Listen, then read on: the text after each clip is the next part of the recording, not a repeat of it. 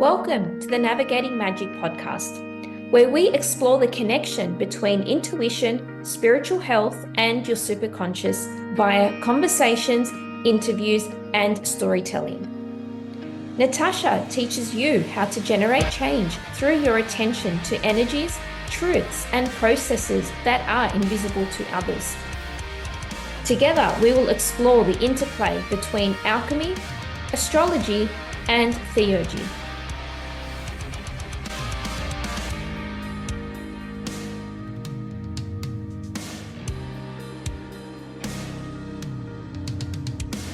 I'm your host, Natasha. Hello, everybody, and welcome to the next episode of the Navigating Magic podcast. Today, I have a very special guest with us, Delahrose Roobie Myer. She happens to be a quantum astrologer and soul-centered energy healer. And way back when, in a past life, she was a designer and maybe still dabbles in designing. So welcome, Delahrose. Thank you so much for being here. Oh, thank you for having me, Natasha. It's wonderful to be invited. Looking forward to what unfolds in our conversation today. Yeah, I think of all the episodes I have, an episode like this really excites me because you just never know what topics, subjects, themes can pop up, and I think it's the unknown, that the mystery of life that excites us. It's so much needed. Totally. And I mean, there's so many subjects we can speak about. And spirit, if you see me jolting around, that spirit jumps in and it shifts my energy. And so I tend to elevate and they'll move me around, but not because I have any sort of illness or Tourette's or anything. That's just the way the energy works. It's like electricity. It's a current that comes through. Yeah. I'm going to dive straight in, if that's okay with you. And I would love to know, when did you start? Because I think a lot of people, when it comes to spirit guides, or even channeling spirit, it's a topic that's either not spoken about or it's considered woo-woo. I would love to know, how did you begin, channeling spirit? For And what me, was that like for you? yeah, for me personally, it's been something that's been with me all my life. And I was raised a lot by my grandmother, and she lived way up in the mountains in what's called Yungala, which is up in Queensland. And it's, full of waterfalls, rainforests, but no other children to play with. So I had a lot of imaginary friends, so to speak. I spoke to butterflies and birds, and I had dogs and cats, and I would wander. I was allowed to wander at that age. And I mean, I was only like 4 years old, but that was the day.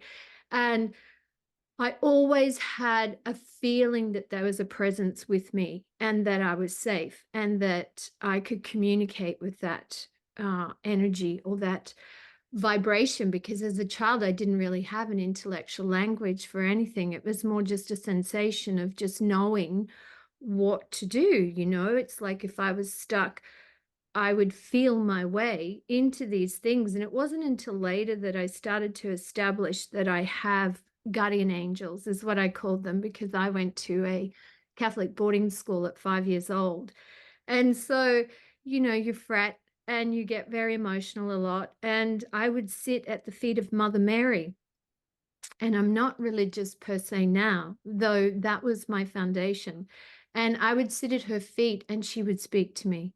And so she would comfort me so much. And so I put a lot of faith and a lot of trust into that. And so I knew if ever I was alone, I always had her with me. And so she became one of my allies, my very first allies. And then as I started to, develop and become an adult, as a teenager, you tend to shut it down because people, you can't speak about those things. And it's just a secret that you hold inside. And then as an adult, I started, establishing myself in understanding people. I worked in hospitality and I could kind of preempt what their needs were and I could preempt what they were going to want. And so I could satisfy it before they really understood what they wanted themselves. And that became sort of part of my innate nature. And now when I reflect and to answer your question, it's always been a part of me, and I've just learnt to work with that energy, and I've worked with it through feeling, and more so than intellect of, I want to know this. It's more, I'm not sure what I need to do here. What feels the best way to go? And it was through that that I started to really establish a strong relationship with spirit and the contact that I was having. And then from being in hospitality, there was a natural migration for me. I moved over into natural therapies and became a therapist, and did a lot of body work on people, and really understood the energies that people aren't aware of, that are locked up in their body, and yet they're articulating something completely different. Things like, oh, my shoulder's really hurting. And okay, so what's really going on there? Oh, I don't know, I just pulled it. It's just my shoulder. And then when you go into it, you start to realize, no, this is actually to do with your hip, and it's the way you're moving through life. You're feeling a little resistance. You're feeling really stuck right now, and it's starting to really lock up throughout your thorax area. So, thoracic area. So, that began the language of understanding that people aren't fully connected to their bodies and to the awareness of what's going on inside of them. And they need some assistance with that. And that's where then I would do a lot of energy work and start clearing a lot of energy for them that could unlock them enough so that they could find a language themselves, and they could relax enough to allow those raw emotions to come to the surface, because that's really what's flooding us and blocking us a lot of times. And so spirit would be guiding me to various areas, though as a human being, I now need to be able to articulate to the client without scaring them that, oh, I'm being told this is the case. Because remember, I was doing this in the 90s, so it wasn't as vocal as it is now.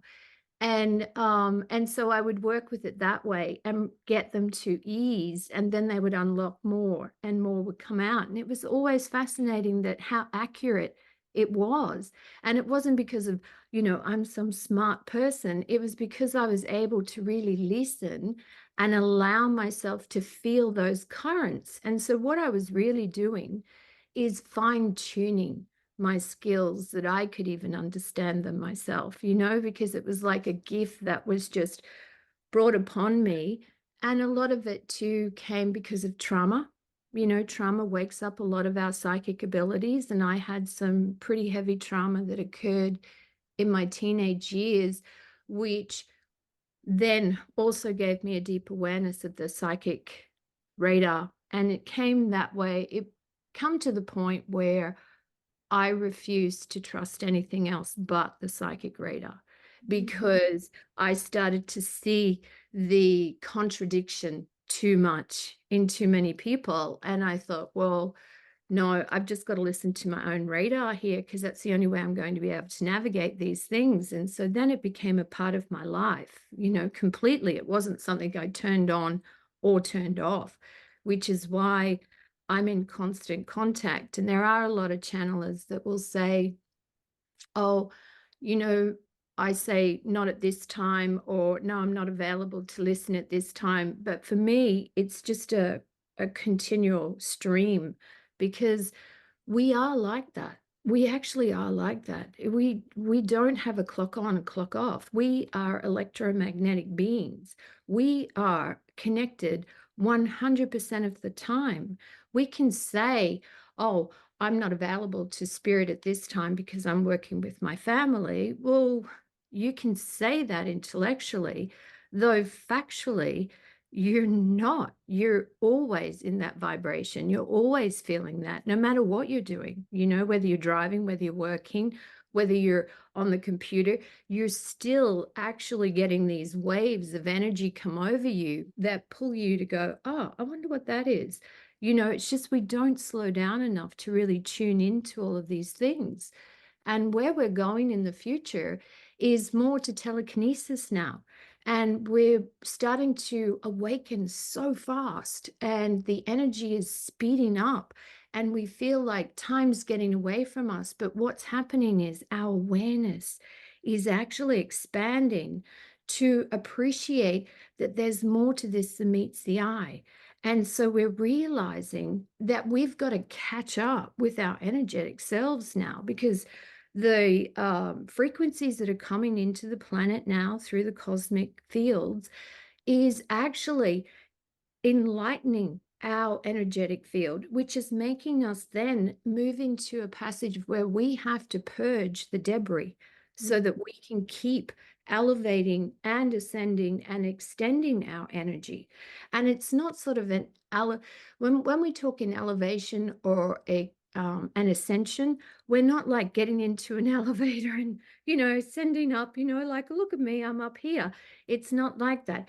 It's actually moving your energy like your breath and being aware that it has various levels and various volumes to that, but it is constantly feeling. It's like lungs.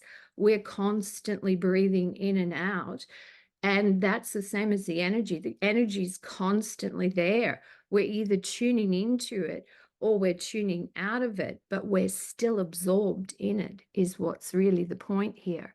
And so for me, spirit has been an ally all my life. I've switched myself off from it when I've become a bit jaded, I guess, with some things. And I'm just like, "Oh, I don't want to do this," but it's not possible because it's still there. So that's why I say it's not something you can switch off or switch on. It's always available to you. It's just how much do you want to attune yourself to it? And now we've reached a point in our lifetime, and this is all of us I'm speaking about. We've reached a point where now we cannot choose not to be involved with it. Now we have to attune ourselves to it. This is where now we're evolving as a human species and realizing that we are more than what we have been taught or perceived we are.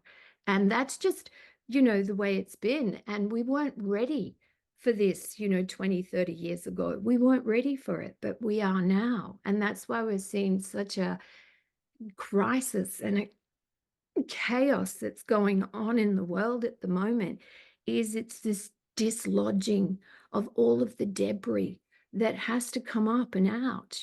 So yeah, the tides will be a little choppy, but the more we can connect with our energy, the more that we can align with our heart and our integrity and our blueprint, not someone else's blueprint, our blueprint, the better we will navigate this terrain, because we'll navigate it through our integrity. Do you see what I mean? And morals naturally come into that. It's just a natural part of it. We don't have to go and learn about morals, because if you're in your heart, they're automatic. You've given me so much, not just insight, but vivid imagery into some of the intricacies of your particular story.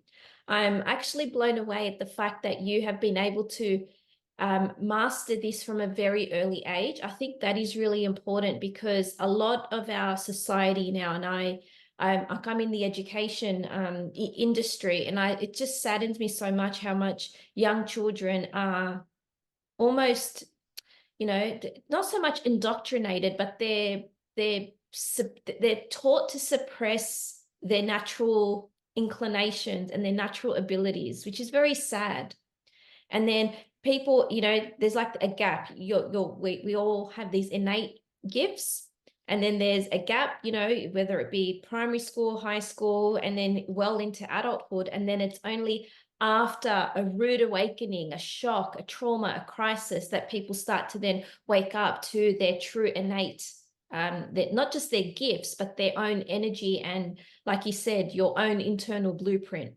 Yeah, your own blueprint. And see, this is where we've needed the guidance along the way, but this is where we have to learn, when is it time to put that down and to truly attune to ourselves, because we can become saturated in the information that's been brought through by others, though we're still not applying it. And so where's the application of it? So we can become brains without bodies, you know, which actually brings to mind the Wizard of Oz to me, you know, like some of these fables and stories actually have great narratives to them that are really relevant to our time now.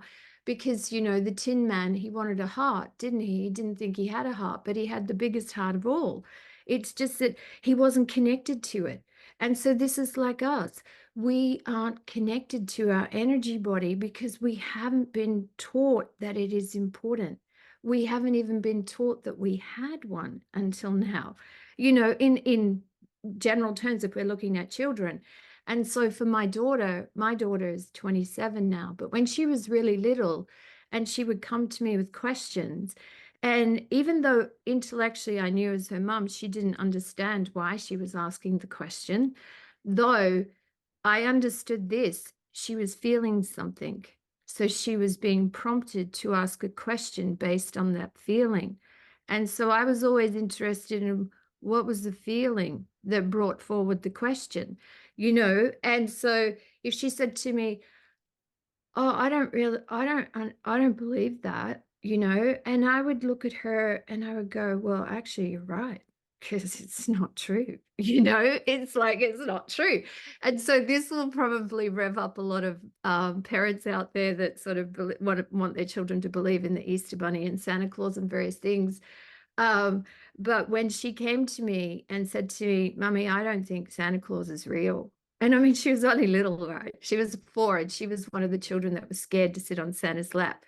And I said to her, well, I had hoped you would have waited before you asked me this question, because I couldn't lie to her. I had to say, no, you're right. It's not, Santa's not real. And the reason I did that was not to shatter a bubble or to burst a dream. It was because I wanted her to trust her feelings. And if I was about to lie to her because it was a charming thing to do and it's pretty and it's wonderful to believe in something, what I was doing to her is I was dumbing her down, not to trust her feelings every time I did that. And so I learned that in order for her to have a good connection with her instincts and with her own intuition, because she's extremely empathic, I had to be extremely honest with her when she asked me questions. And so that now she still thanks me for to this day, because she's very, very sharp with her instincts. And it's because of that. Because you think, how many times do we lie to children because we think we're going to protect them? But is it really a protection, or are we setting them up for something far more fatal in the future? You're so spot on there. And I think there's a generation now, or a few generations of you know, children and then now into adults, where they have no resilience. There's no resiliency. There's no ability to think for themselves. They want the answers spoon-fed to them, you know, metaphorically speaking, which is, I think, it's very sad, because we've got this gap. Because, you know, if more and more parents, like you say, start to be honest with their children and start encouraging them to, you know, trust in their own primal awareness, then we're going to have a whole new generation in years to come of adults who are more self-centered, not self-centered, sorry, soul-centered. Yes, soul-centered, because then we are connected to our energetic bodies, you see, because energy doesn't lie. And this is the most important thing. And how many times have you been told something and yet instinctively you've gone, I don't know, that doesn't feel right. Something's not adding up there.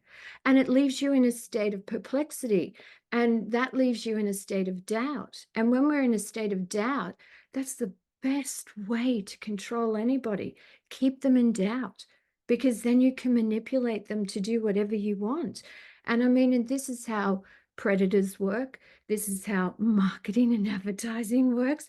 This is how everything works. So we've been set up on a whole spectrum to become sheep to a larger agenda. And so now for us to undo all of that, we have to start to come into alignment and be honest with ourselves. And that's like, I mean, sometimes truth is like eating glass, but it's necessary. It's necessary because this is the only way we can clean up our act. Mm. That's what we're doing right now. So we can point the finger at lots of things and say, it's because of the politicians, it's because of this, it's because of the war, it's because of financial resources.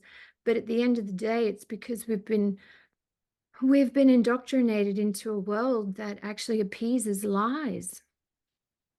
And we've become very dishonest because of it. And that's not me trying to be righteous and stand on a soapbox. That's just genuinely seeing that that is the problem.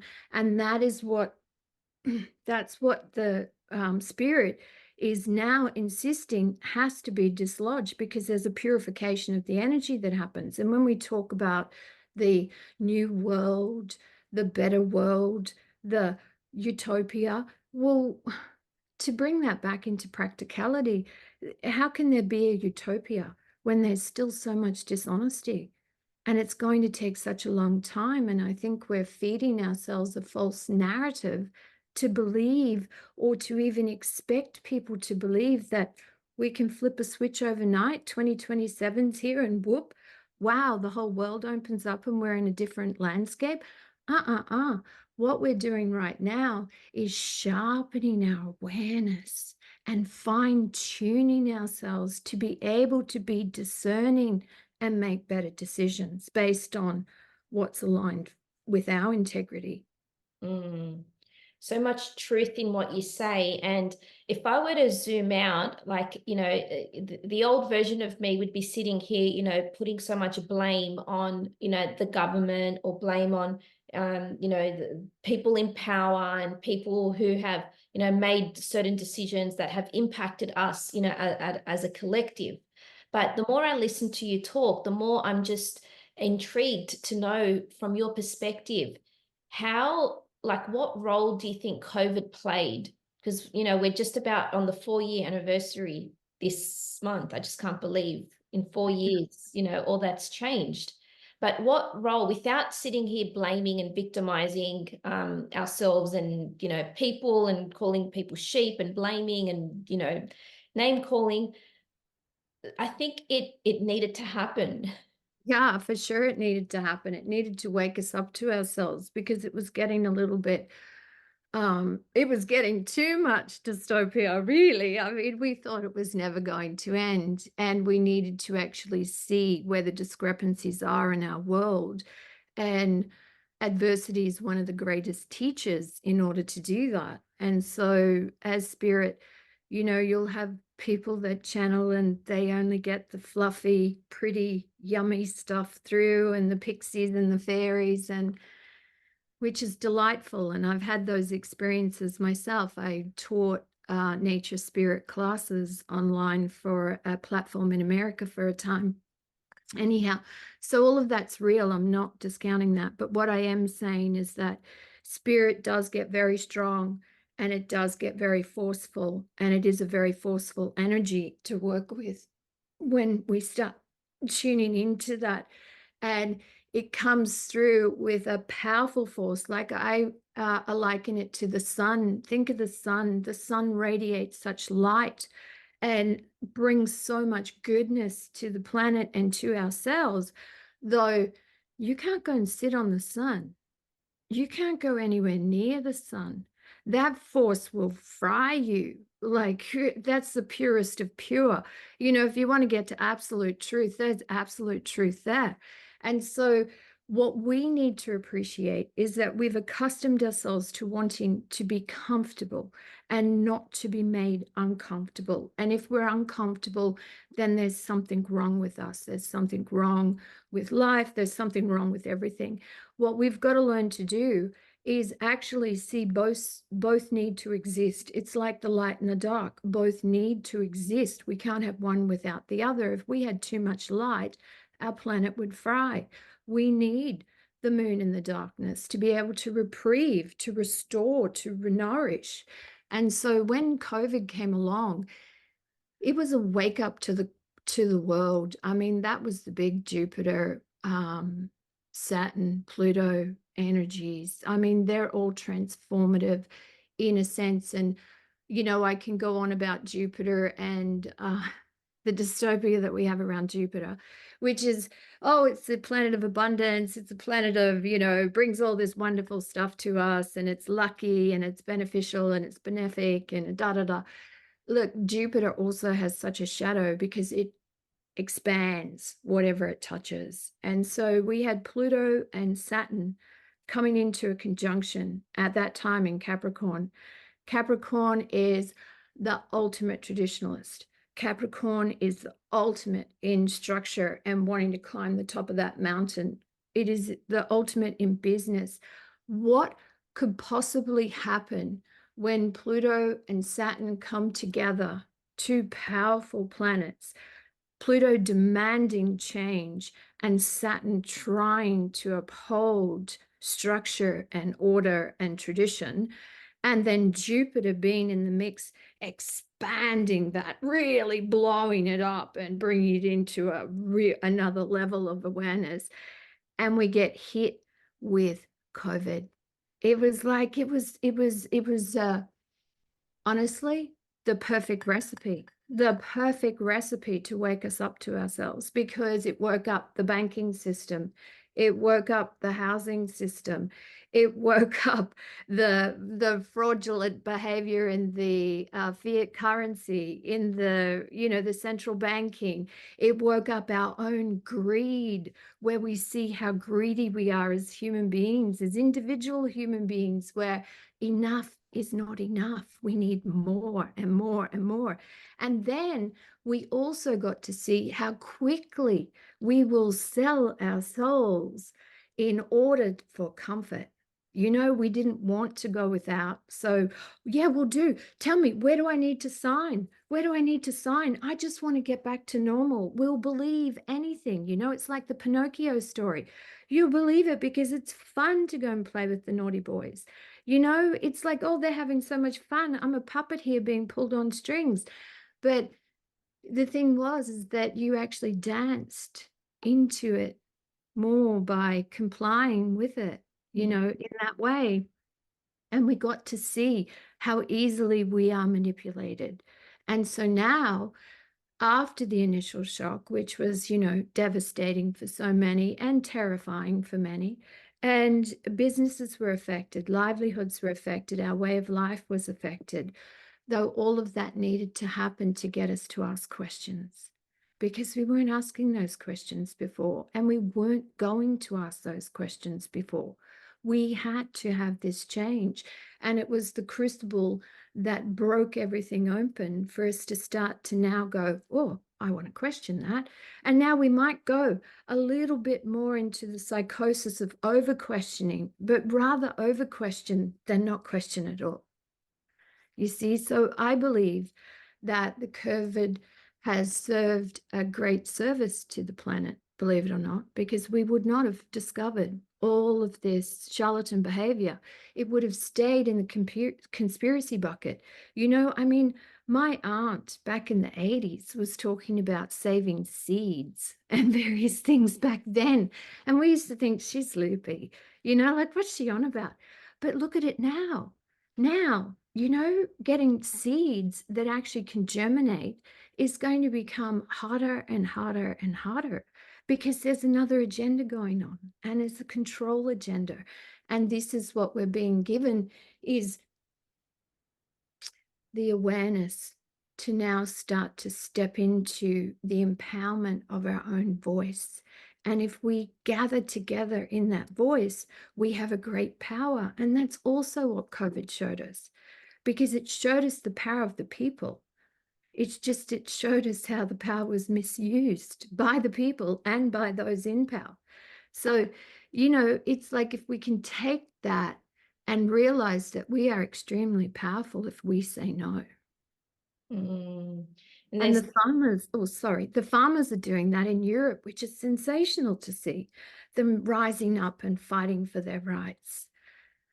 Absolutely. And mass media, commercial media, news networks, they've really let us down.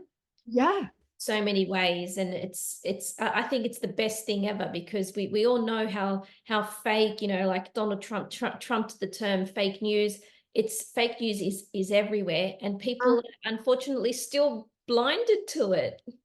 yeah, they are. And this is the really sad part, like, and it comes out in so many ways. And it just comes from an inability to understand information. Like we could say, oh, it comes from ignorance. Yeah, well, that's a term. We could say that. But ignorance, what is ignorance really? It's an inability to understand information. And it's an inability to be able to look at other perspectives and other sides of something to get a whole picture and a whole understanding. And people don't want to slow down enough with that. They go, oh, that's too much brain power. Oh, God, that's too much to read. If it's not 2 sentences, then I'm not interested. Well, when you do that, you're actually creating your own ignorance because you're shutting yourself down by doing that, saying you've got no time to read something when it's extremely important. I mean, we've got to stop the laziness, and we've got to start to become more responsible for the information that we take in, for sure. But we need to be able and willing to look at the whole spectrum of things, so then we can find our own discernment in that and what really aligns and resonates. If we're only going to look at things that are nice and pleasant and not watch the news and not read the newspapers and not even scan what's going on in the world, if we're just putting ourselves into a bubble, which is actually going to hinder us, because we are a part of this world, whether we like it or not. And we need to be aware of what's going on, because that then gives us an indication of how we need to prepare and function our lives. You can't switch off one and pretend it doesn't exist. That's like light and dark again. The two need each other. We need to be aware of what's happening, because we can easily be manipulated when we don't. Mhm. And that's the thing. If you want to stay in a utopia, then you're just going to be manipulated so easily, because your agenda is to stay comfortable. And so then somebody that could be a bit of a predator, he can pick up on that, or she can pick up on that, and she can weave in, oh, okay, long as I keep this person feeling comfortable, I can tell them anything and they'll just believe me because they're comfortable. It's the frog in the water, isn't it? The frog doesn't know he's boiling to death until it's too late. Yeah. And people will do anything to stay comfortable, because coming out of your comfort zone, and venturing out into the unfamiliar can be really scary and frightful for people, because it is the unknown. But this is where the uncharted territory, that's where the magic happens. That's where what you thought was possible is just the tip of the iceberg, because so much more experiences, so many more encounters and opportunities are available for you on the other side of that. Exactly, exactly. And this is what we've also been trained. Oh God, we take it all on today, won't we, Spirit?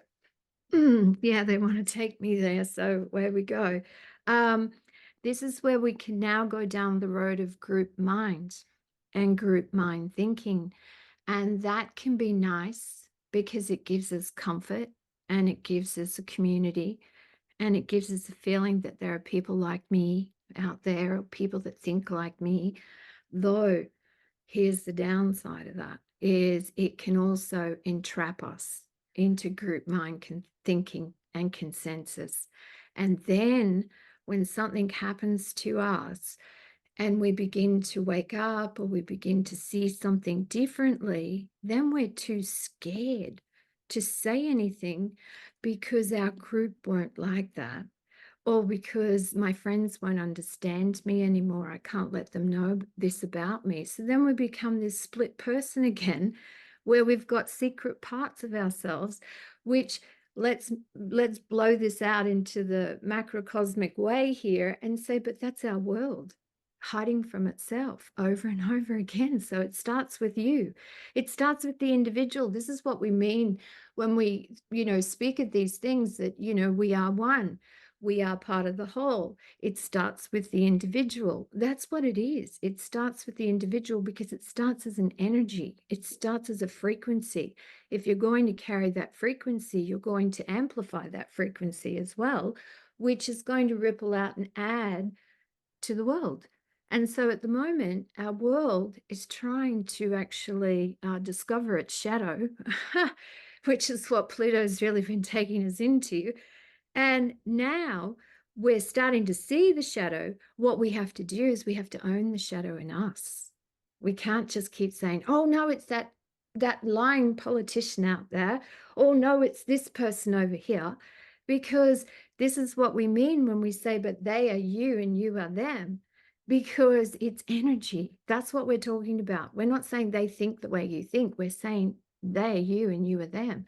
Because we're feeding the same fountain all the time, which just reticulates out.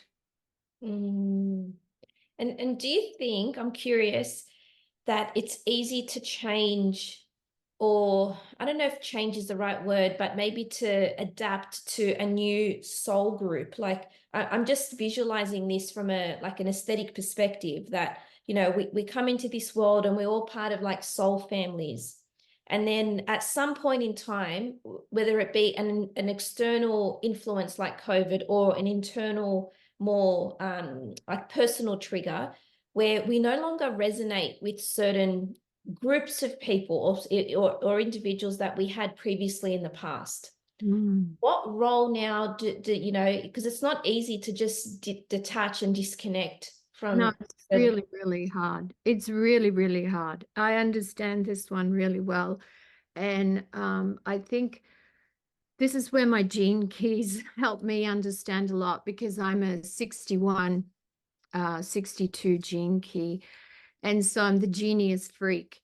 And the way and I'm a mental projector in human design.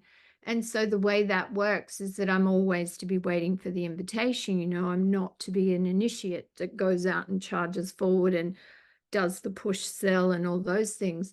Though that doesn't mean to say I just sit and wait for the doorbell to ring either. The invitation comes from within, where you feel an impulse or you feel an inspired desire to take an action in some way. That's the invitation. That's the energy of that. Now, so being a loner has been part of my soul's journey all this life, because of my numerology, my astrology, everything. It all adds up to the same thing. Though I really can relate to people that find it difficult to embrace loneliness, or to embrace a path that is somewhat isolated to the general path. And because I always wanted to be part of the circle. I always wanted to be, the typical house, white picket fence, marriage, 2 children, dog, cat. That was what I wanted, but that was not what my soul came in for. And it took me a lot to adjust to that and to start to accept that, because my life didn't fit the measure in which the majority of our lives are built upon. It always became influx. Like, I've moved 72 times in my life. I've moved house 72 times. God. I mean, I'm not normal. I'm not normal. And I know that. And I really resisted it, and I fought with it. And it brought me a lot of sadness, and it put me into a lot of depression at times, because I wasn't like anybody else. And I used to want to be so desperately fitting into that model. So now, the advice that I have for people that are struggling with the journey of going, oh, well, how do I embrace this part of me when there are others around that aren't like that, is you've got to learn to walk in the world but not be of it.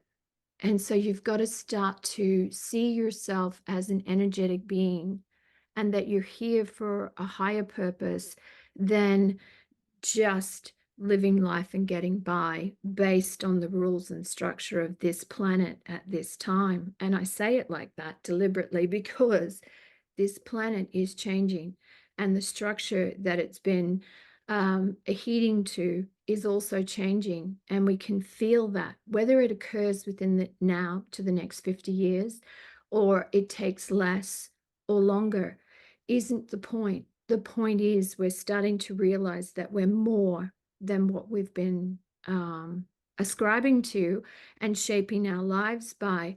You think about, you want to save have your home and then leave. We're always thinking about leaving something behind for our children, right? Inheritance. Now, but if life lives on and you don't die, and there is an evolution to every soul, then why have we put so much emphasis on having to leave a lot of possessions behind and to save everything so that you live your life in a way that is minuscule because you're trying to save, right? Rather than living your life liberally and freely and just enjoying every aspect of it, regardless of whether on your deathbed you have $20 in the bank or if you have 20 million in the bank. It's like we're not taught to live like that. We're taught to scrimp and scrape, go without, and save and save and save so that you've got something for a rainy day or that you can leave something to your children. Though what I'm saying now is that, well, what if the world isn't going to be like that? What if that's not the journey now? And these are all the questions. And so there's loneliness in those questions because not everybody's thinking like that. Though you can't stop and block yourself when it's your truth.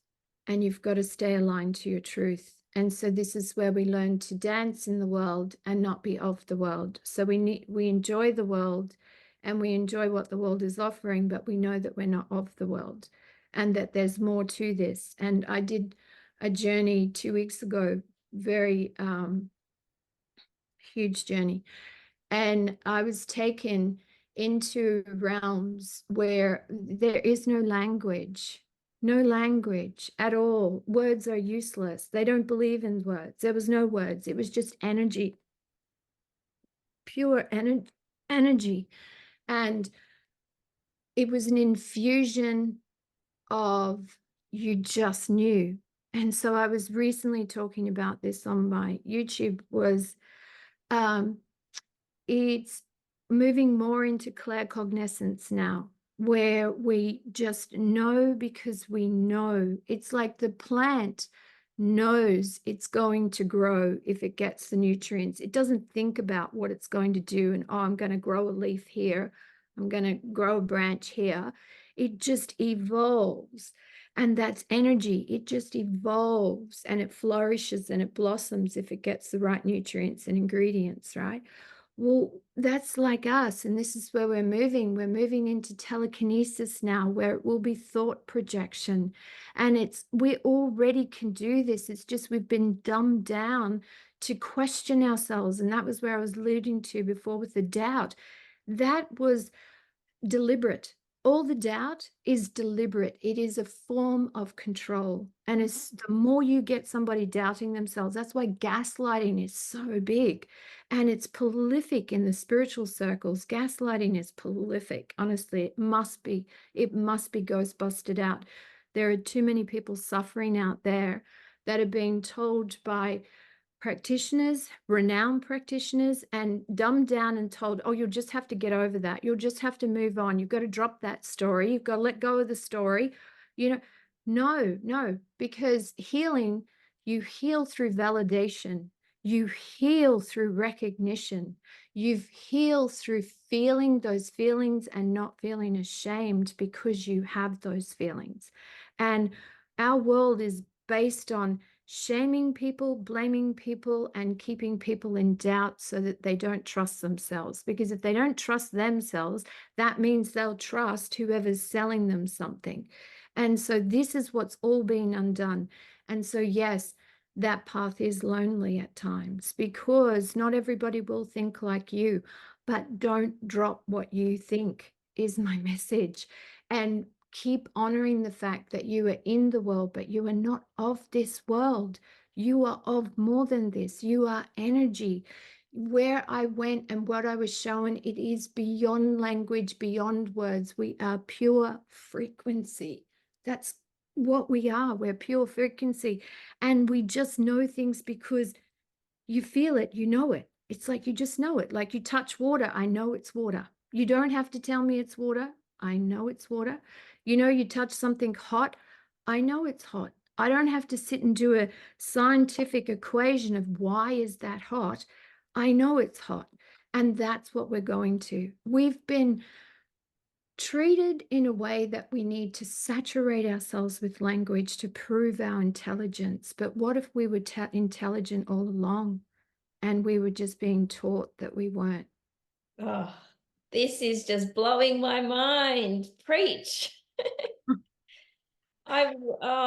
If only more and more people knew this, not just knew it, but lived it, Mm. to be honest with you, because it's a real paradigm shift. Mm-hmm. And I think it's important to speak about this idea of, the new world or new earth, and, thinking that it's a place out there, that it exists, and our job is to get there.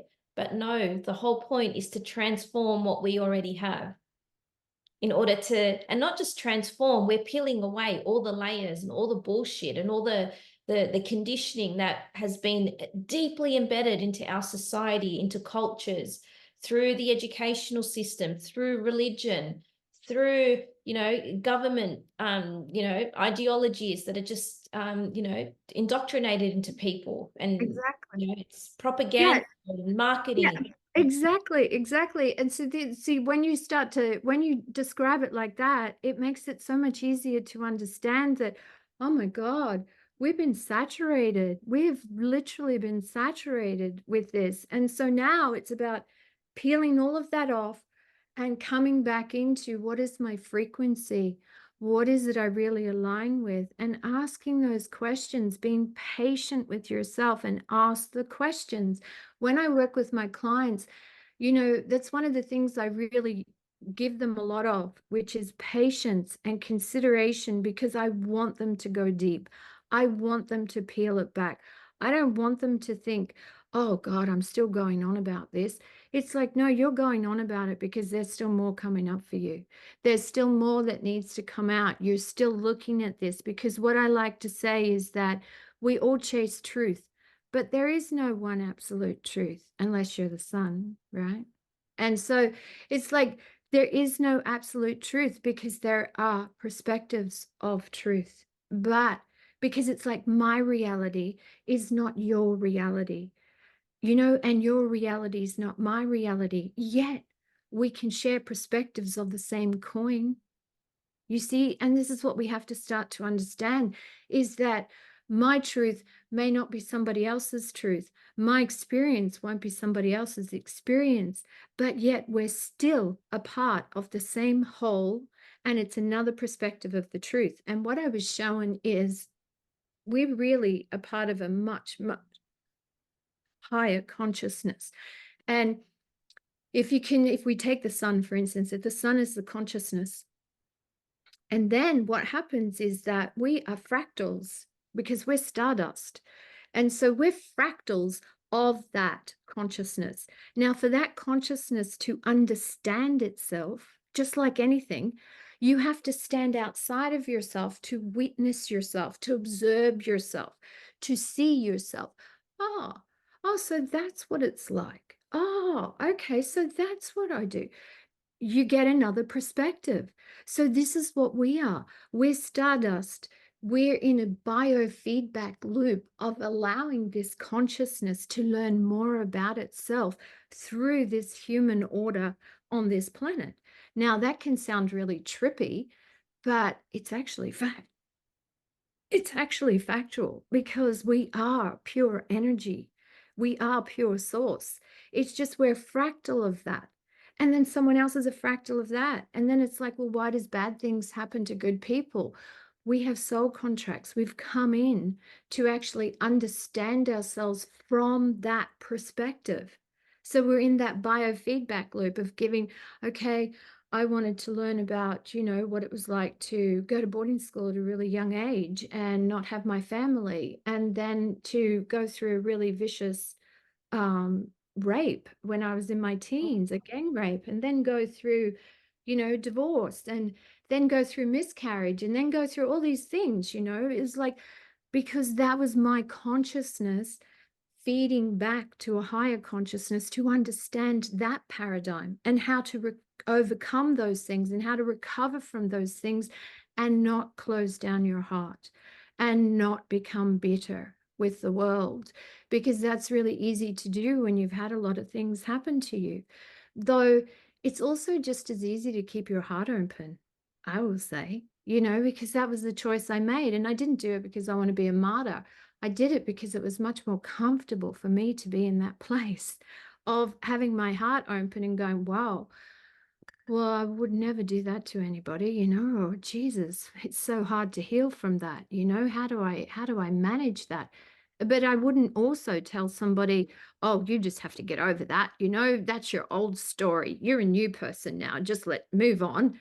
It's like, no, that's in my DNA. That was in my cells. It's in my memory until I've alchemized that and transmuted that into a wisdom.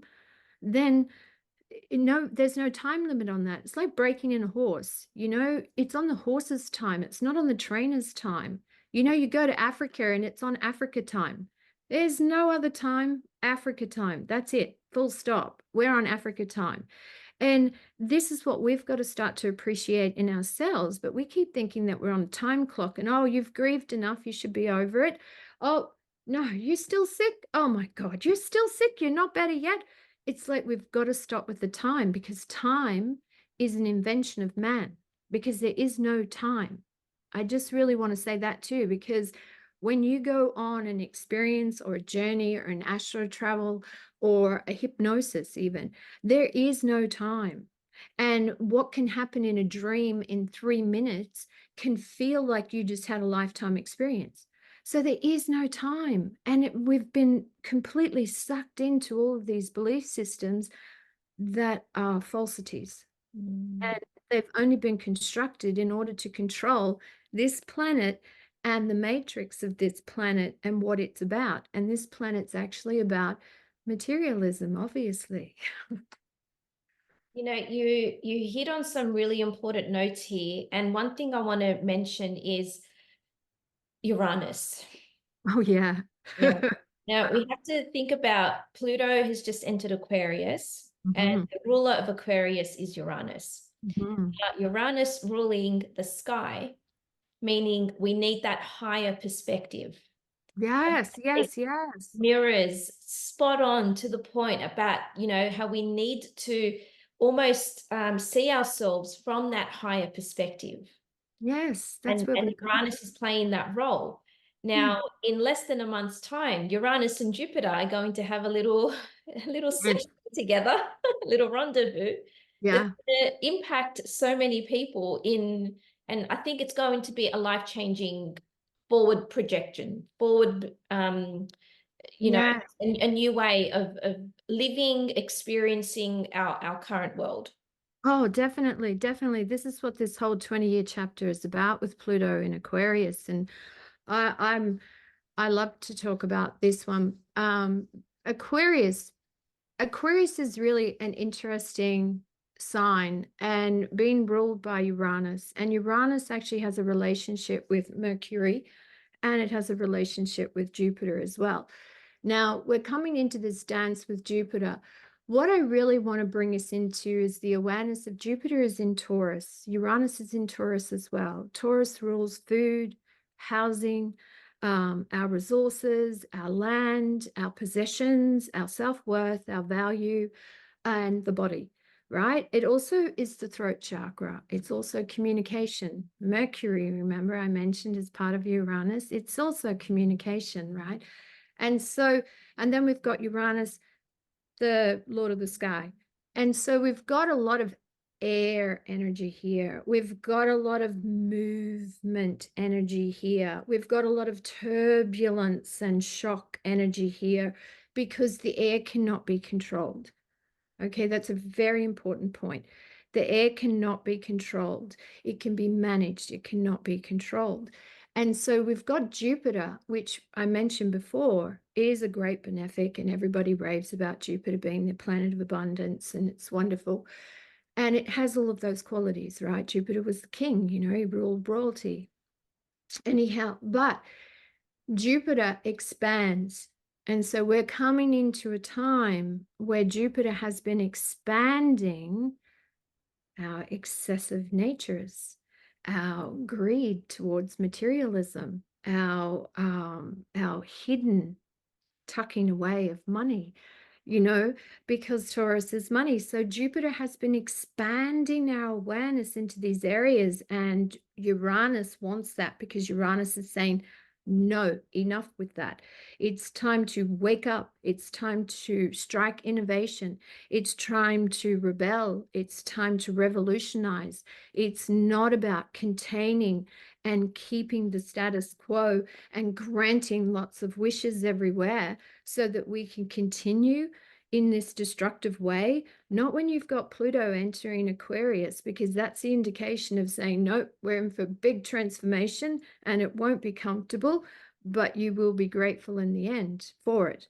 And that's the journey that we're on. And so this big conjunction that's occurring with Uranus and Jupiter in April, and it's just after the solar eclipse too. We've got the lunar eclipse coming this weekend, and then we've got the solar eclipse on the 8th, and then we've got the join up, is where we really are crossing a threshold. And it was only the new moon that we just had recently in Pisces, and I journeyed on that one as well. And I felt the timeline shift. I felt the shift of timeline. My temperature dropped completely. I was shaking because of the movement between the timeline. And so where we're shifting now is the more that you can clean up your energy and the more that you can attune to that radio frequency and start to navigate your life based on that, the better. Because Uranus reminds me heavily of, now I'm going to show my age, but there was a TV show called My Favorite Martian. Probably can Google it. Anyhow, and he used to have these little antennas that used to come up on his head and they used to wave and he'd pick up things. He was a Martian, right? But he was living in normal Midwest America. And this fellow had taken him in, and he used to be able to pick up things in the airwave. That's what we're moving towards. And I'm not joking. I'm not joking. We're about to enter the biggest utopia from a marketing perspective that we would have ever seen, to do with space, UFOs, aliens, and we're going to be bastardized with it. And this will be kicking off after that conjunction of Uranus and Jupiter. You will see social media blow up with all that stuff. I'll predict it now. And you'll see the marketing people start talking about it. You'll see the news jumping on board with it. The news will jump on board with it, not because it's true, but because they're trying to control the narrative to their perspective. So watch the news. Be entertained by the news. Don't allow yourself to be shocked by the news. Be entertained in the way that, what are they trying to sell us now? What are they pitching now? And how are they packaging it? Start to take on a little bit of a satire humor there when you're looking at these things, but stay conscious and stay aware, because we're about to head into a very eccentric passage of time, which, oh no, we're not in Kansas anymore. And no, normal does no longer exist. And we're in for having our minds exploded now, because Mercury, the mind, the sky is the mind, the expansiveness. We've got Jupiter. Jupiter wants us all to have it all, like Jupiter, enough is not enough. So we're just going to be bathing in all of it. And this is where we need to be selective about, what we're really going to allow penetrate us and what's just going to be like water off a duck's back. It's so exciting watching or being aware of the breadcrumbs leading up to next month. Yeah. I think you're spot on with your prediction. It's very much the signs are there. It's only a matter of time before it does. And luckily for us as astrologers, we can interpret the heavens and now understand what is being mirrored to us, what is being shown to us, and how definitely our lives and our stories. And well, we're heading into holographs now. We're heading into a holographic reality. If you want to get really sort of woo-woo, The fact that we're noticing the time is glitching, because we're glitching, we're literally glitching because our bodies are so dense as far as being connected to this earthly realm, in a sense. Like, I know we all talk about grounding, grounding, grounding. Well, we're pretty dense already, right? And then we've got all of our beliefs and our dogma and everything on it. We do need to ground. Yes, we do need to have anchor. Though what I'm trying to say in this is that we're now about to actually see so much more in how we can project energy, how we can project thought, how we can just think something and it will appear. Now, it's not because we're all going to turn into magicians. It's not because all of a sudden we're all going to become, famous psychics.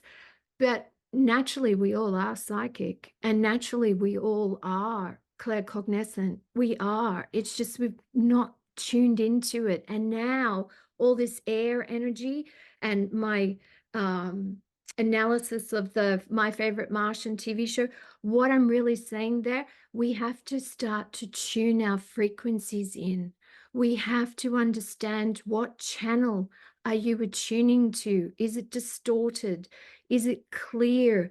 Is it aligned? Does it feel congruent? Is it a part of you? It's like, you know, it, it's like me saying all of a sudden I'm going to start dressing like a punk rocker. I'm not aligned with it. It's just not going to work out for me. It's not who I am. So it's that sort of alignment. Who are you? And being true to that. Because the reason I say be true to that, that's what will protect you. That's what will keep you sane. That's what will keep you on your soul path. That's what will keep you connected to your internal compass, is to not be dipping into too many ponds and then allowing that to be absorbed into you. This is where that loneliness part is so paramount and so powerfully important, is get to know yourself. And the best way to do that sometimes is alone for a time, so that you understand your frequency and how your frequency is impacted when you're in different environments and around different people. Because I can't speak about this enough, because we're moving into a world of technology and energy and information, and it's going to be completely distorted. Look at how the information's been distorted so far, all right, and how we've been dumbed down. Now, what do you think they're going to do with information now? You think they're just going to let us all wake up and be all these wonderful, intelligent beings? Of course not. They have to confuse the heck out of us so that we doubt ourselves. Because remember that key word, doubt? Think about how many times you doubted yourself only to find out that you were actually correct. Just so much wisdom in what you're saying. Like, I could feel it just vibrating through your bones, and I'm just receiving this with like, you're actually lighting a fire in me. I just feel like getting out there, speaking to more people about this, because it needs to be. It's now is the time. There is Now no is the more holding back. time. There's no more withholding. You No, cannot no, no. afford It's so financially, important. spiritually, to be, in the old way, because it's not working. You can No. no longer operate. And the other thing that they've really been hammering toward me energetically is the books. All right. And so what I'm about to say now may not sound great for some people's ears, though it's not offensive. It's really just laying something down and saying, give it a little thought, see what you come up with, but posing a different question, which is, we've given homage to so many of these luminaries and these writers that have gone and, written their books in the 80s, written them in the 90s, written them in the early 2000s, and they became luminaries, on the stage. We worshiped them, we bought their books, only to find out that all of the stuff is not really so. A lot of it has been recycled from a lot of the old ancient Eastern texts and the alchemy texts, right? And it's just recycled, regurgitated words, not because they're aligning with them, but because it's what they're doing in order to make their living. And yet we're believing them and taking them into heart, thinking, yeah, that's the way to live life. Oh my God, I want to live like that. Oh, I want to feel that. but it's been charlatan behavior. And I take this one, for instance, Dr. Wayne Dyer, and I don't want to speak ill of the passing. No, I will. Spirit gets really strong about this because they're not one for books and words and words and words all the time. They say people, humans, too many words. So Dr. Wayne Dyer was such an avid cheer squad for John of God, the John of God fellow in South America. Now, I was only just sharing this with a client the other day. His thing, there's somebody that was writing books and was a very gifted writer, total wordsmith, delivered a lot of information a lot of people got value from. Though he was also up there on the pedestal promoting one of the worst human traffickers and sex predators Oh, going, which was John of God. Now, I studied with Sandra Ingerman. I did soul retrieval training with her. I went to Santa Fe. And she too was also on the bandwagon of John of God, John of God, John of God. And she was going to go down there to South America and spend time with John of God. And then there was a local lady here where I lived that was into this John of God. Now, me, thank God, this is where I love my rebel. I totally love my rebel. And because I've got Lilith in Aquarius too, so she's my ally. And I'm just like, stay the heck away from me with that. That guy is creepy. I don't know what you're all drinking or what you're all seeing, but I do not see this. I do not see any of this. This guy is dangerous. It's a cult. And sure enough, it was. And so, and it now has all been proven. But what I'm trying to say is that there was somebody that we were thinking, right, as general public, buying the books, thinking, oh my God, he knows, he's got it down, he's got the life. No, he's just selling books because that's how he makes his living. That we need to hear this. We do. We've been giving too much homage and putting people on pedestals and only wanting to talk to them because they're famous, because the little people know nothing. Only the big people know everything. So we've got to feed the fame. That's Pisces, the age of Pisces. The movie star, the rock star, the they're all better than me star. So we've got to keep worshiping that.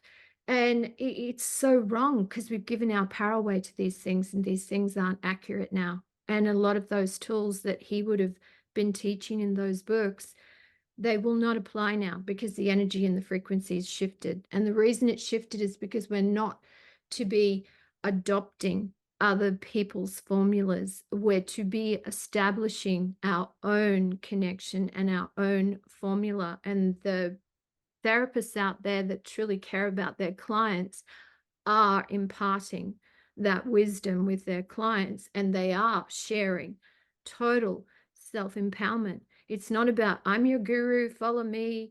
I'm here to listen, to bring you information, to allow you to grow and evolve through it. mm. Big They, difference. that's the best advice anyone could ever hear from you. And I really thank you for sharing it in that way, especially with Dr. Wayne Dyer. Like I only recently, I actually threw out one of the books that I had of his. Yeah. I was going on my bookshelf and I was like, I just no longer resonate with this. Yeah, it served its purpose, 10 years ago, but right now I'm not there. No. I've evolved past that. So it's just so interesting about St. John of God. Like that's John of God, sorry. Yeah. Just it's mind-blowing in so many ways. And I think the North Node in Aries is playing a big role in this because there are so many so-called spiritual gurus out there, and this is one of the things that really gets under my skin, where they're like, I know all the information, I'm here to heal you, and you need to thank me for healing you. It's like, it doesn't work like that, honey. It's like, if that's what you're selling, that's what you're advertising, then you are going to find people who are so vulnerable and in so need. And that's the sad thing about the industry. Yeah, it is. Only a matter of time before these people are found out, and it's I think because you're toying with people's lives and you're playing on their vulnerability, which is Yes, ethical. yes, So yes. many levels. Oh, 100%. Just yesterday, I had a client and she sees me regularly.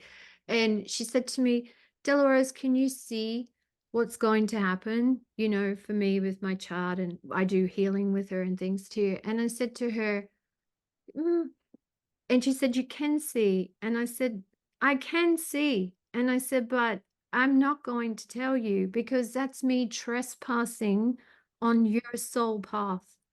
And I don't want to trespass. I said, if you ask me something, is this a direction to go? I'll give you the narrative of the energy you're dealing with. And I said, but I'm not going to tell you because then what I'm also doing is I'm placing an impression upon you. I'm placing my impression upon you, which is then going to give you something like, oh, you failed if you didn't live up to it, or it didn't happen. And you're living through whatever that I've just given you, because that's how powerful the energy is. Because when I'm working in channel, and I'm majority in channel, uh, that energy, I really have to say, is like an absolute. It's like a perfume. It's like an absolute. It's not just an essential oil, it's an absolute. And so it's going to hit, and it's going to hit really hard. So you need to be really mindful of language, the words, the person's energy, and where they're at and what they're going to absorb and what they're going to absorb too much of, or what they're going to hook onto and turn into a fear. There's so much goes into it even before you speak. I'm reading all of that energy in somebody. And I take what I do extremely seriously because I have a responsibility. And as we know in alchemy, energy, cause and effect. It's like if I start playing God, then I'm going to start experiencing the repercussions of that. And I don't want to. I don't want to experience that. I don't want to wear any more karma from anybody. I kind of have my servings. And so I'm very, very careful in even my daughter, when she sort of says, Mum, can you ask the angels? Mum, can you tap in? She treats it like a phone line, right? And I'm saying to her, I can give you so much guidance, but I cannot tell you. I can offer you this, but I cannot tell you. This is something you must do for yourself. I can't save you from yourself. I can only be a lighthouse. Oh, if only more parents jumped on that bandwagon. Yeah. What we would do for our world, our generations to come. This is Oh, it's just exciting me so much. yeah. We're not parents yet, but I'm like I've always believed in not, like the story you gave about the Easter Bunny and Santa Claus. It's like, lying to kids about who the presents under the tree are from. I Yeah. think, what is that telling us about the relationship that you're establishing between yourself and your children? That's it. That's it. About And the it's the way same the with world works. money. The same with money as well. I mean, we can go into that because people aren't practical enough with money, right? Because money's been treated as a taboo subject or an awkward subject, or I'm uncomfortable, or I don't want to tell you what I earn, or there's all this secret society, all these cobwebs. Actually, when you tune into it, lots and lots of cobwebs. Actually, they show me it's like a mossy pipe, underground, that's full of all moss and jagged. Yeah. And it's like that. That's how we treat it. Whereas, see, my daughter, if she lent me money, and I would always, oh, here's that money I owe you, or if she needed something and she wanted to borrow money from me. And then it was always treated very transparently like that. It was, and respectfully. It's not like, oh, well, look, I provided this house for you and everything, I don't need to pay you back. Of course I need to pay you back. You earned that money. I need to pay you back, because that's just teaching respect. That's really what it's teaching. It's teaching respect. And that's what kids don't have. Either they have so much money available to them that they haven't had to learn any respect, and they haven't had to really appreciate it from those other perspectives, or there's not enough at all. And so we've got to start to unlock all of that veiling that we've put around money and the deception around money. Think of how much deception. People pretend they have more than they do. People pretend they earn more than they do. It's like, come on, there's a lot of deception around it. So naturally, what are we experiencing in our money markets? Deception. Hello. See, there's that energy again. That macrocosmic, microcosmic energy. And that's where it all begins with us. We've got to start to change beliefs around money. Money's energy. It actually vibrates to a similar frequency to love because it is a form of respect, value, love.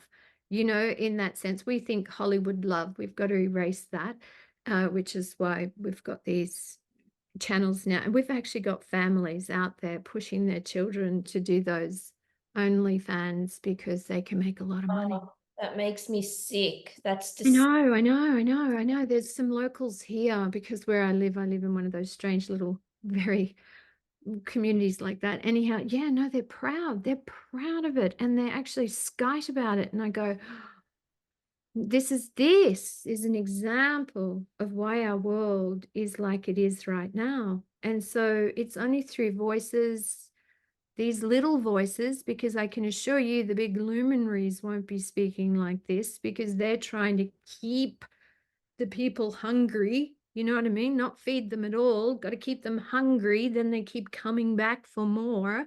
See, that's the spiral. That's the negative spiral that's going nowhere. There's no growth in that because they don't want people to grow. They want them to be hungry. It's like McDonald's. We don't want you to be fed and nourished. We want you to be hungry and sick because you'll keep coming back. there are so many industries that we can delve down, but maybe that's a topic for another day. Like, we could speak about Exactly.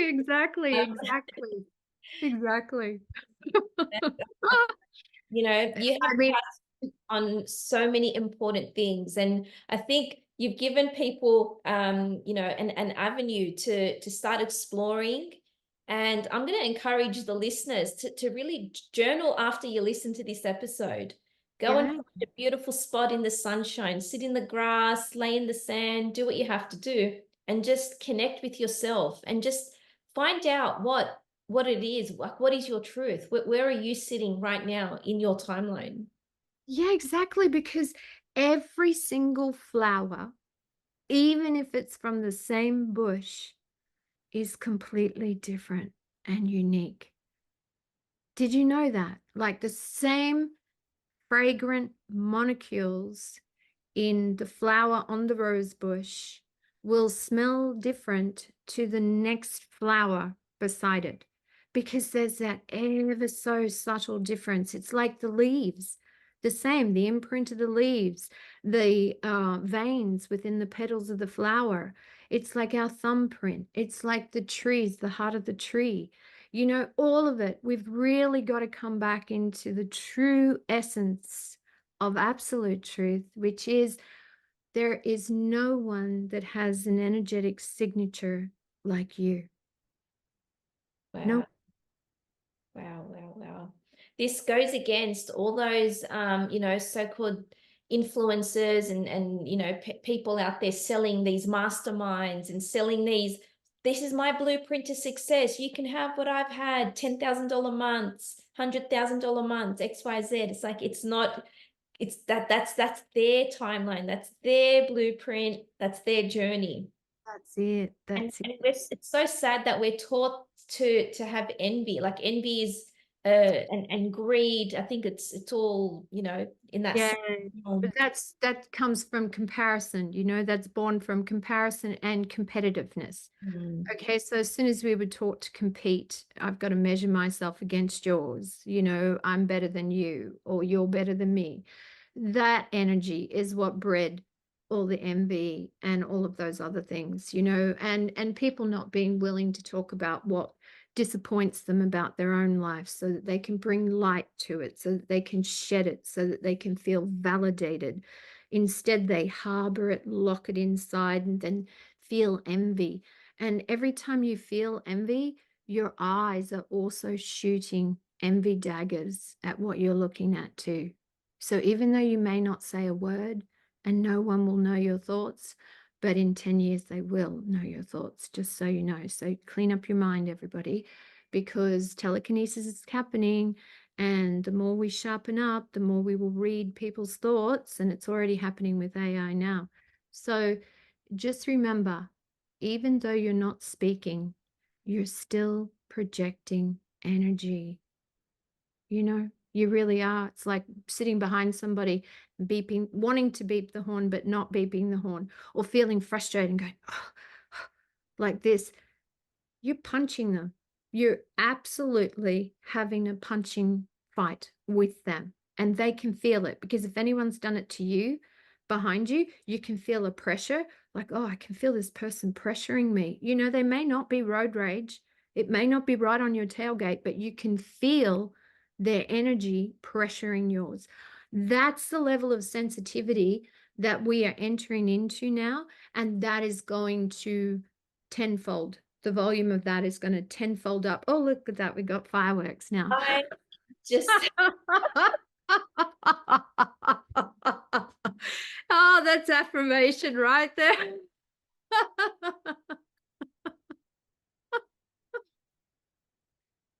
what happened? I don't know. It's the system. Look at that. Spirit agreed. Spirit agreed. That's where we're heading. Wow, cannot make this up.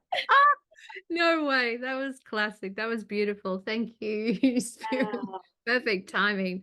Yeah. So that's where we're heading. So that's why we got to clean up our thoughts and clean up our act, and also try not buy into all of this stuff where, and I really want to alert on this, because at the moment the spiritual community and the new age, whatever you want to call it, because I'm not a part of any of it, but whatever it wants to be called, is they're being programmed. Be careful what you think, because you'll manifest it. Don't think that, don't say that. Just so you know that if it's in you and you haven't dealt with it, it's still going to come out. It's still going to be there. It's still in your energetic field. You can't block yourself from thinking or speaking something, and it will have an impact. So the idea is that what you need to know is it takes a lot to manifest something into reality, and it takes such a long time for you to have been constantly programming yourself with that for it to manifest. The fact that you're becoming aware of it is the beginning of you healing it and it dissolving, that it doesn't have the power over you that it once did. So we can't start terrifying people to be afraid of what they're thinking, because they may manifest it, because that's wrong as well. It's about owning the energy and allowing yourself to reach resolution with that, so that you can integrate it into a harmony with your own frequency. Because these are just natural human things, like, oh, I can't stand my hair, or I can't handle this, or I don't like this weight. Yeah, you're picking on yourself. Yeah, you're giving yourself a hard time, but own all those elements in it, and don't scare yourself into, oh no, if I keep thinking I'm fat, I'm going to keep getting fatter. It's like, no, it doesn't work like that. You can turn that around. And like the first stage of alchemy is Negredo, like owning that shadow, facing your darkness. Yeah. And so much is taught about, like to avoid that, like the love and light movement. That's just not, there's no, it's a very fake resonance. It's a facade in hindsight, and it's just not there. Look, that's what I've been saying. Is like, we keep talking about this new world, but yet we're trying to build this new world based on the formula of the old world. So how does that work? How do you create a new world based on the old formula? I mean, it doesn't work. But this is what people don't slow down enough and actually ask more questions and find out more. What is your thinking? Not what's my thinking, what's your thinking? Like, I'm not into religious cults, but somebody else might be.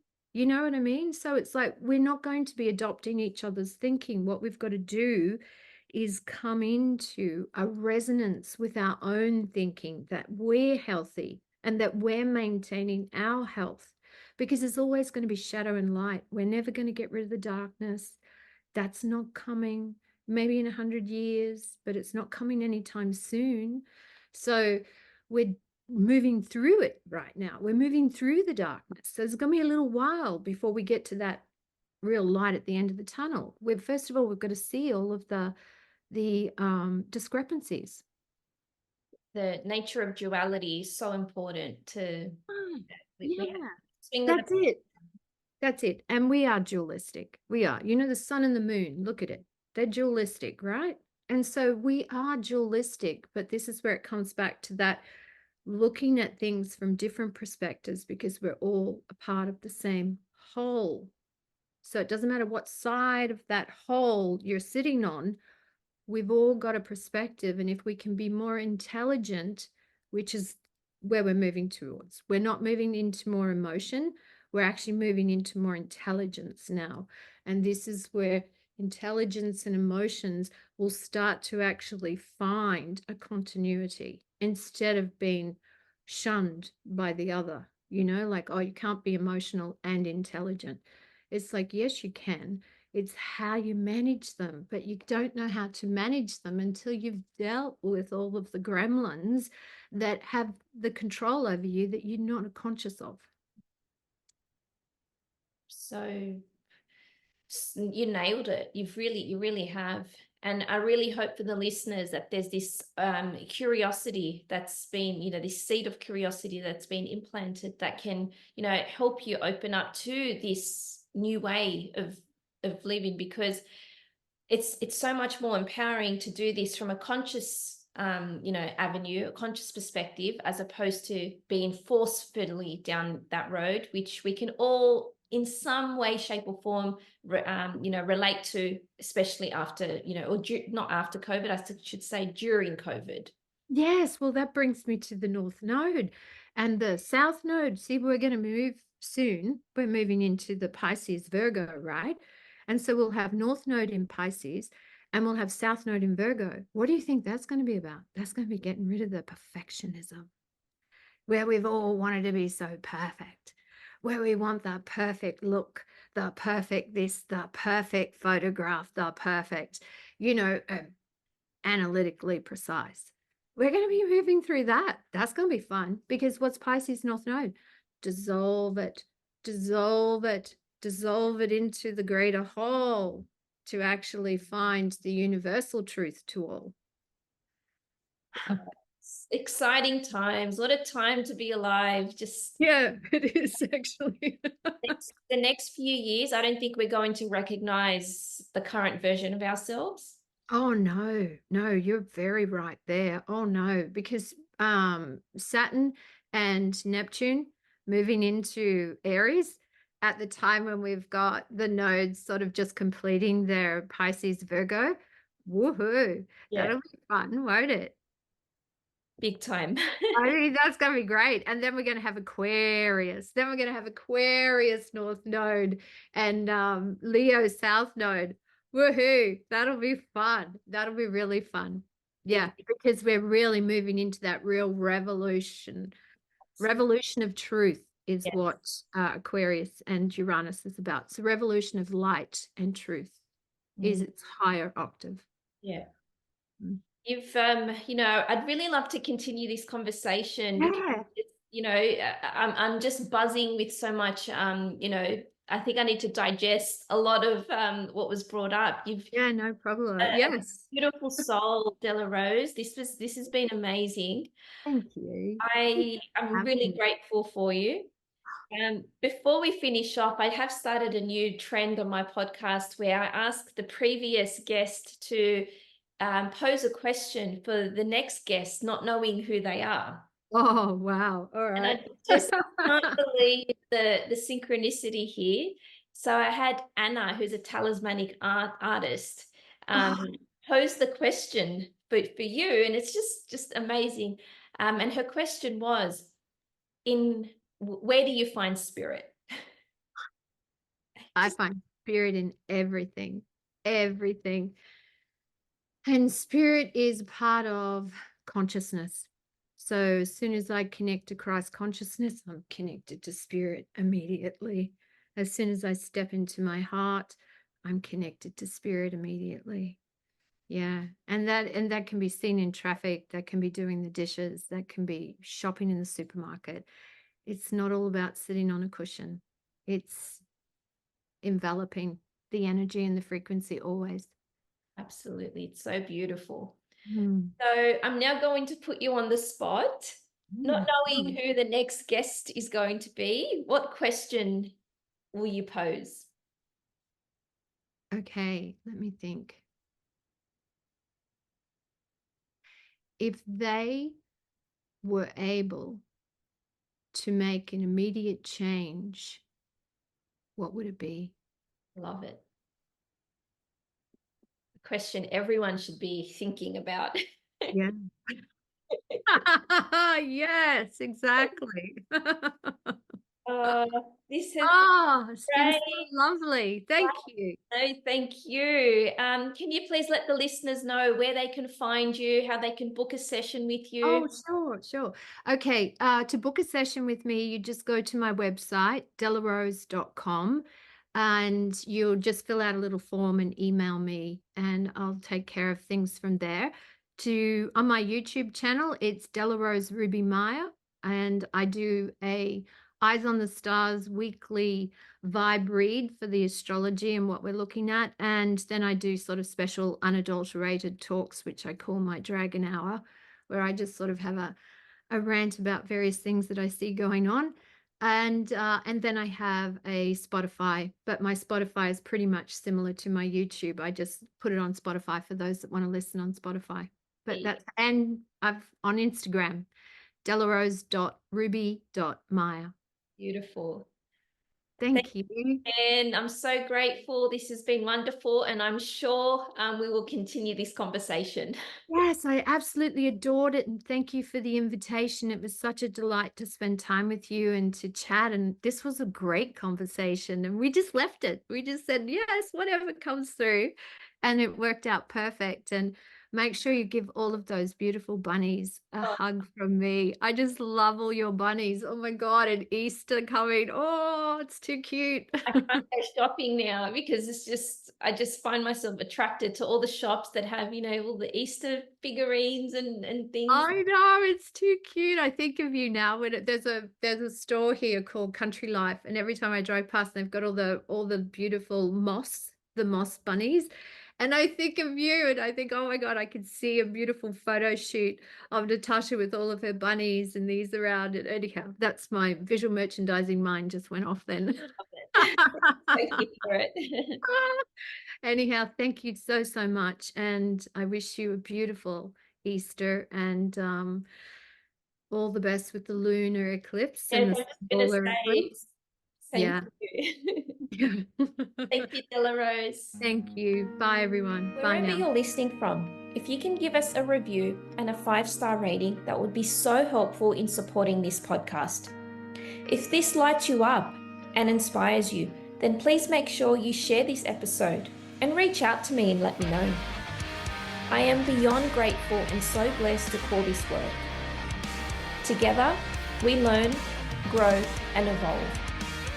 Staying anchored in your heart means staying anchored to your humanity. All my love, Natasha.